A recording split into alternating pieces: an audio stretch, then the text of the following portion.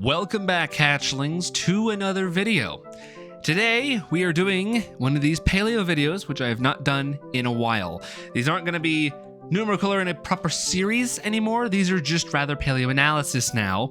And just for those who are aware, these are going to be somewhat similar, I'd say, to Calvin's mega video that he made on Mosasaurus, which we did like a couple weeks. It's been 5 months since we made that video. Whew, man, time flies, don't it? That's disgusting. I think we're actually rearing up on 6 months now since we're in October.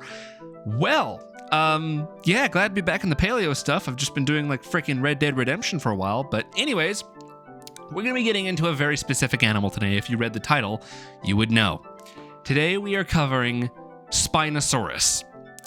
It is a bizarre predator with a crocodile-like snout. It's got a sail in the body plan that we have rewritten again and again and again. I don't think it has stayed the same ever.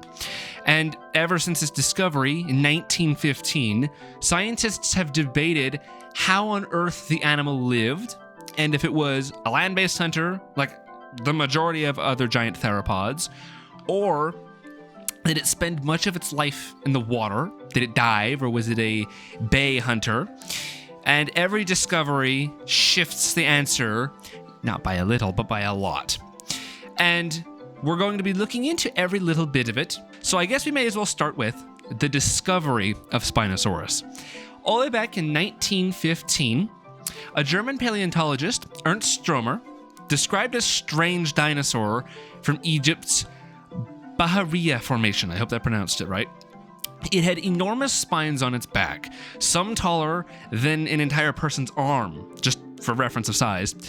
He named it Spinosaurus aegypticus, which means Egyptian spine lizard. In 1944, though, it was, during World War II, the museum in Munich, which had Stromer's fossils in it, was completely destroyed in a bombing. The original bones were entirely lost, so we only had Stromer's notes and photographs for decades. Spinosaurus was practically just a mystery. But thankfully, eventually, we rediscovered it in Morocco. It was starting in the 90s. More specifically, fossils turned up in Morocco's Kemkem group, which was an ancient river system about 100 million years old. And in 2014, a team led by Nizar Ibrahim published a new reconstruction of Spinosaurus. After freaking forever, the skeleton showed it had shorter hind limbs, it had dense bones, and a long crocodile-like skull. And they argued that Spinosaurus was adapted for life in and around water. Then in 2020, we found even more fossils, and it had a tail. A very weird tail. It was tall, it had fin-like, not appendage, but it was fin-like. Unlike the stiff tails of pretty much every other theropod. I mean, like the most extreme of that would be dromaeosaurs. They practically have stilts for tails. I don't know how maneuverable those would be at all. They're more likely just a weight offset as compared to this. This tail was very flexible. And of course, tests in the water showed it could generate a strong thrust, which pushed the idea of Spinosaurus as a semi-aquatic animal much further than the original little, hypothesis from original documentaries or as seen in like Jurassic Park 3. Then we get into its anatomy from there. Spinosaurus was very different from other predatory theropods, like T-Rex. That's probably the one that's going to come to your mind if I think that, right? If I say predatory theropod, you think T-Rex. The skull was long and narrow. It had conical teeth and an expanded tip for grabbing fish, just like a crocodilian, and it had nostrils that set further back than in most dinosaurs, reducing water intake while hunting. It had short hind limbs, it had a reduced pelvis, and very unusually dense bones, similar to modern-day semi-aquatic animals. Think of like a hippo. Then its tail was a flexible, fin-like structure, well-suited for swimming. Of course, all of these set Spinosaurus apart as probably one of the most water-adapted theropods that we know of. Probably the most water-adapted megatheropod that we are aware of. Now, the environment it lived in, of course, you can only assume so much off of its skeleton. You have to know where it lived to see if those adaptations even remotely helped it in that way.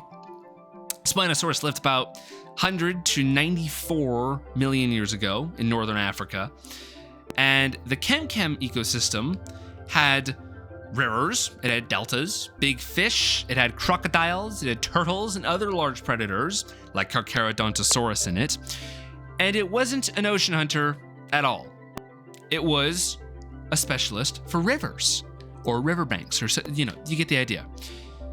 Stable isotopic analysis of spinosaurid teeth showed a strong connection to aquatic environments.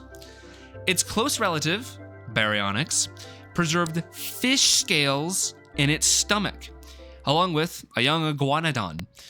It proved that they ate fish, but took other prey when available, maybe opportunistically or just fully predatory, and it targeted them specifically, and fish could have been opportunistically feeded on. We have no idea. So Spinosaurus almost certainly ate fish, but probably not exclusively, like some people would lead you to believe. Now, of course, you get all these details, and then you get to one of the greatest debates in science for Spinosaurus, which is, was it a diver or was it a wader? In 2022, Matteo Febri and colleagues published a study in Nature which showed Spinosaurus bones were unusually dense, similar to penguins or hippos, and their conclusion was Spinosaurus could dive and forage underwater. But then you got the wader hypothesis, which was first done in 2018 by Donald Henderson, who modeled its buoyancy and found that it would float too high to dive effectively. In 2022, Paul Sereno's team used 3D reconstructions and then argued Spinosaurus was unstable underwater, so they suggested it hunted in shallow water instead, kind of like a heron, for instance. Now, of course, the main critique was in 2024 by Nathan... Good grief, I will record this script like 3 times and I still cannot pronounce this name. Nathan Miravold, I believe it is. And colleagues criticized the bone density method in PLOS One, arguing it wasn't reliable enough to prove diving. So far, everyone agreed that Spinosaurus was more aquatic than just about every other large theropod, but whether it was actually a diver or a shoreline hunter, that is still a debate that is ongoing and will be ongoing for the foreseeable future. I don't know how on earth that's even going to get settled.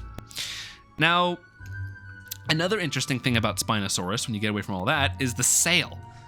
What on earth was the point of that sail? A big, whatever shape it was, a lot of people used to think, oh, it was a heat regulator or a stabilizer for swimming, or a fat storing hump was some people's thesis on it. But at least in my opinion, and probably the most common one nowadays, is that it was for display.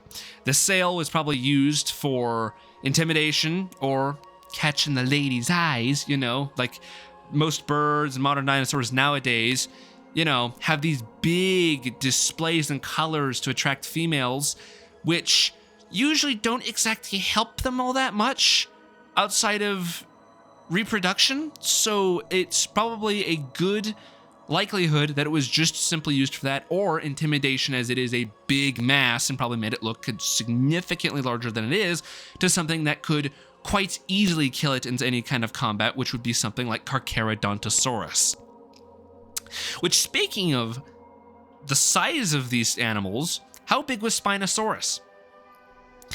The earlier reconstructions said it could probably get up to 18 meters. Probably not. And modern estimates place it more around the 14 meters long and about 7 tons. So It'd be longer than Tyrannosaurus, but quite a bit lighter. I'm using Tyrannosaurus as the measuring unit here because I feel like it is always the measuring unit for any theropod because it's the biggest one. It's also much lighter built than most other theropods. So when you think of a big combatant in the theropod family, especially when it comes to megatheropods, Spinosaurus, probably not the best at that. So where are we today with this animal? Well, there's only a handful of things we can say with confidence. We know it lived in rivers and floodplains in northern Africa. We know it was specialized for catching fish. It had a skull, tail, and bone structure that all pointed towards a water-associated lifestyle, and its sail was most likely used for display. Of course, if you actually want the answer to if it was a diver or a wader, that's completely debated, and we have no idea how good of a swimmer it actually was. Could have sucked or could have been really good, but we don't know. We're gonna have to get more skeletons, or we might just never know because we can't exactly just go in the field and, examine it like we can modern animals. But anyways, Spinosaurus is just practically a reminder that science is always changing. It always moves forward and changes the animal no matter how much you like it. And from Stormer's discovery in 1915 to the fossil lost in World War II, and then we get to the Moroccan discoveries the last 2 decades, every new find forces scientists to entirely redraw the entire animal.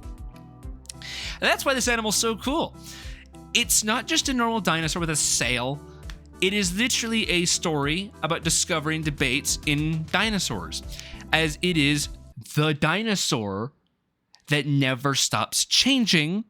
I don't know if that's what I'm going to title the video. I'm really hoping it is, because that'd be such a perfect plug for the title. I'm probably not going to call it that, but whatever. And in case you guys want any kind of sources for the information, those will be available in the description. Trust me, Calvin has voiced how much he hates it when people do not have sources in the comments, or not comments, the description. So don't worry, it very much will be there. So, thank you all so much for watching. If you did enjoy, make sure to leave a like and subscribe to the channel if you have not already, and I will see you all in the next one.